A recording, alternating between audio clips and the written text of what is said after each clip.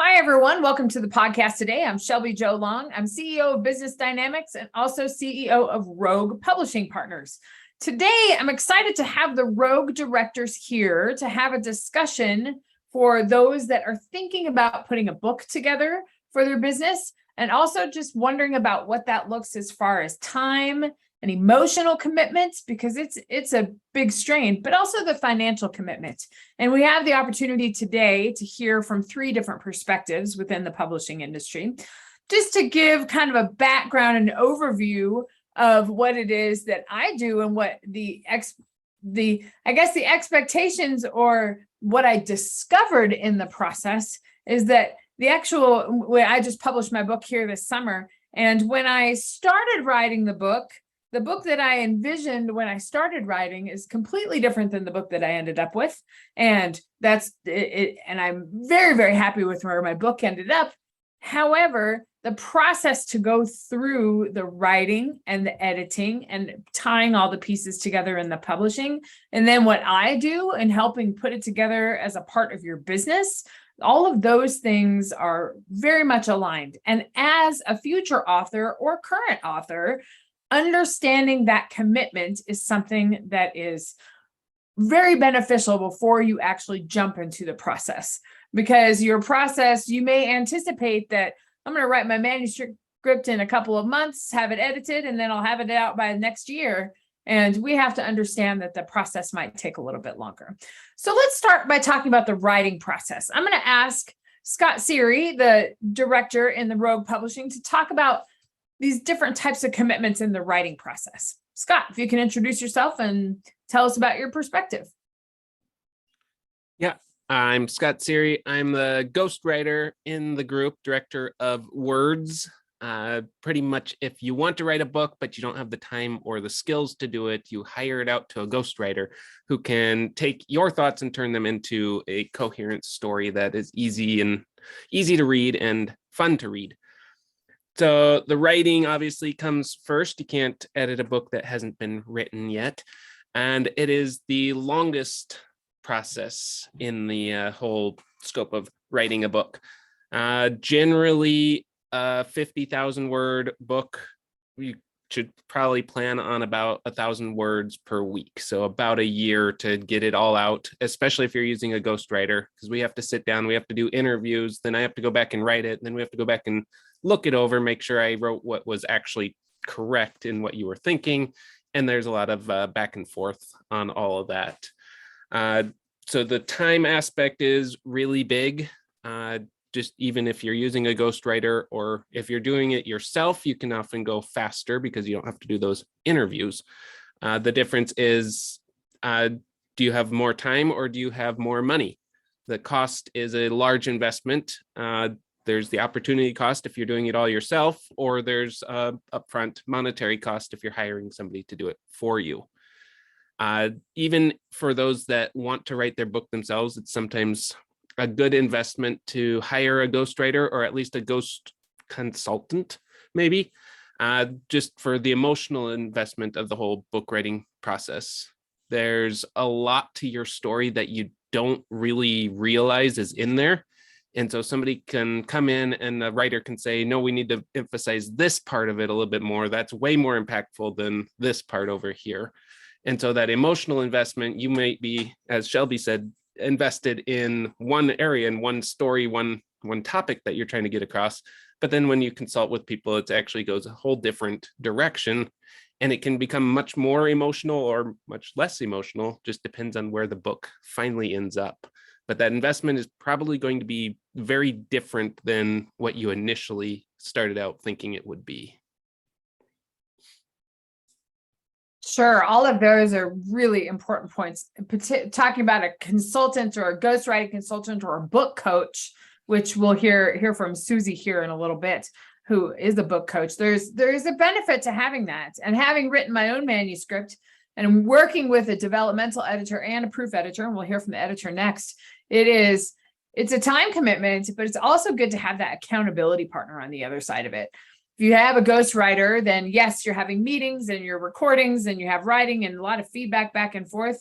But then if you decide not to go in the ghostwriter route, it's good to have some sort of accountability structure there to help move you along, because it's an arduous process. It takes a long time, and you have to make the decision and make that time and emotional investment to be able to really dig in. And Scott, I really enjoyed what you talked about the emotional piece too, because when you tell your story, it's hard to tell your story, and you tell it and you might not be getting the details that are appropriate for your reader, or appropriate, or at least enough for your reader to really make that emotional connection. So I think those are all really good points for potential writers out there.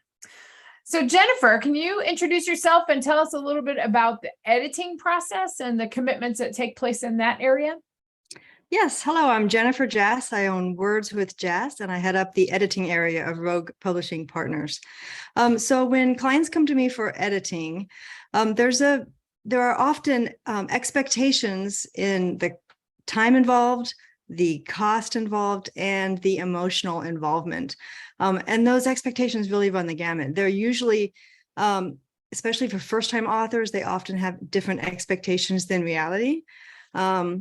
But it really depends on the person. So let's go with the emotional involvement with the editing piece. So working back and forth with an editor, for some people, they just are willing to say, I trust you as a professional, take my words, fix them, send it back to me. And I'm just going to say, hey, that's wonderful, thank you.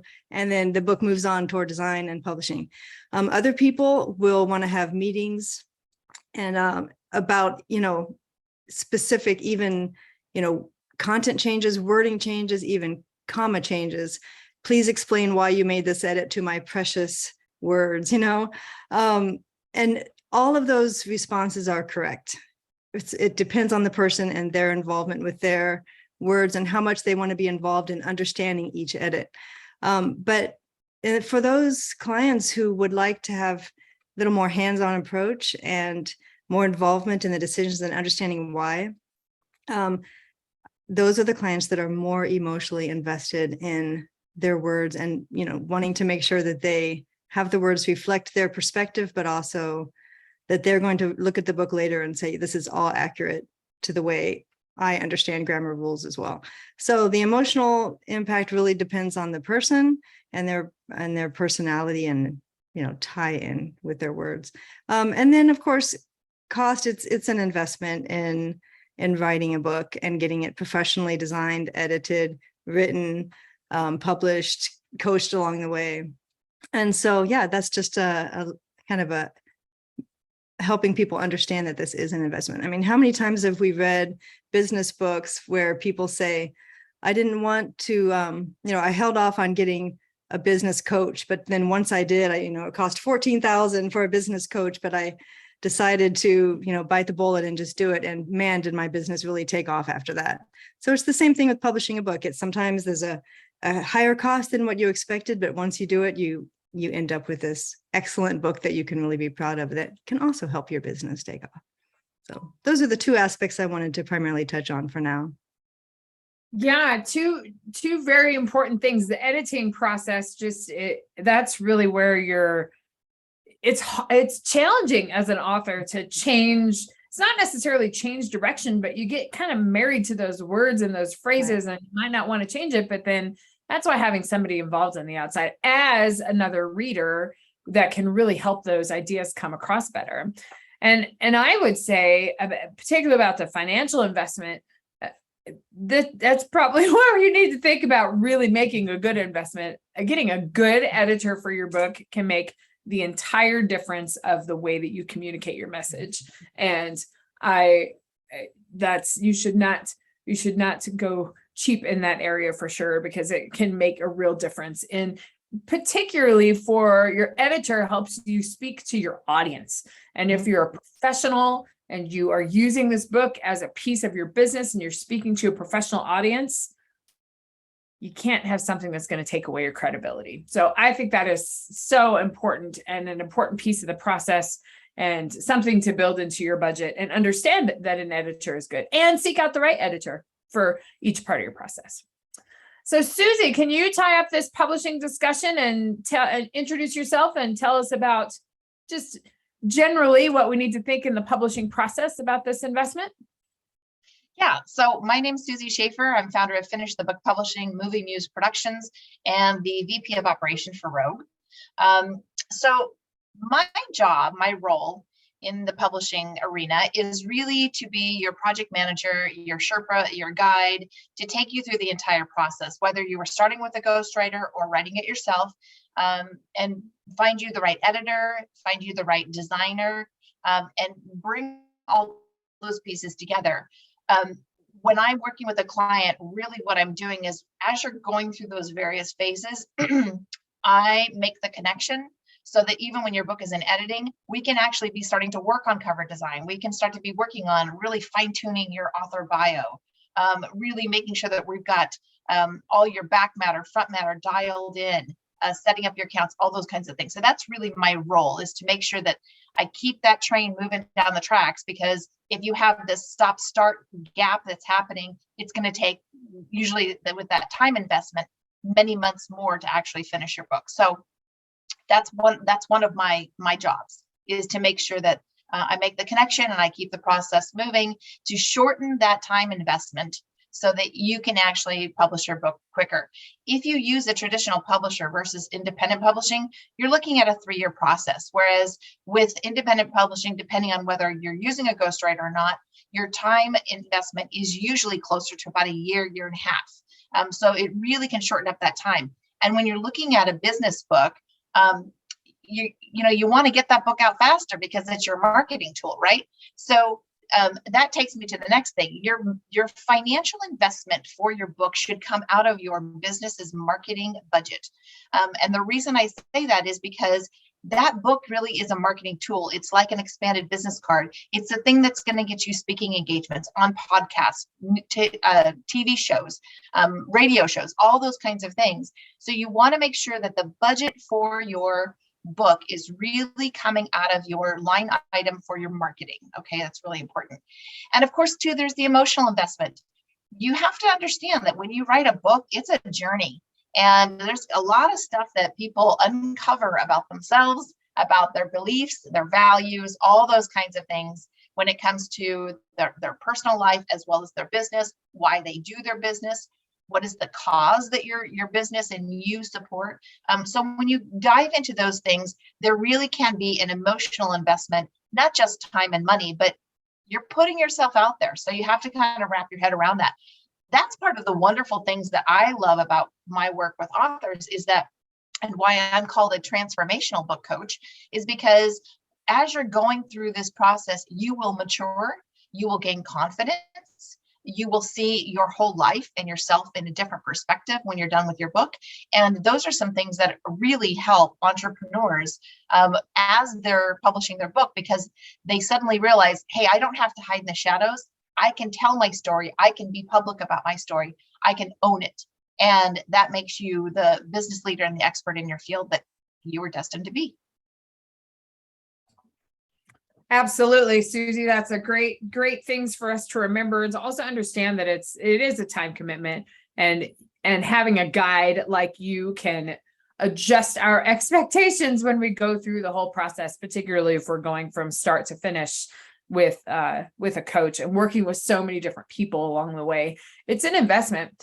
Just to touch finally on what you were talking about in the end with your, really, your book doesn't always have to be a business card for your program, your consulting program, or whatever that is, but it makes a really nice touch to your business, adds that authority and credibility piece.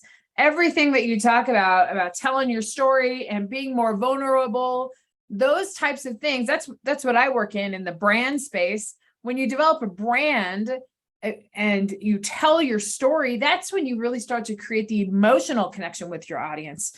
We talk about these business books that have all these processes in them, and those can get lost really easily. But when you tell your story and you connect that story with the audience, that emotional connection is made. And remember that your consumers are going to connect to your stories rather than your services. If they connect with you on an emotional level, then that leads to return and referral service, and it just helps bring that community together.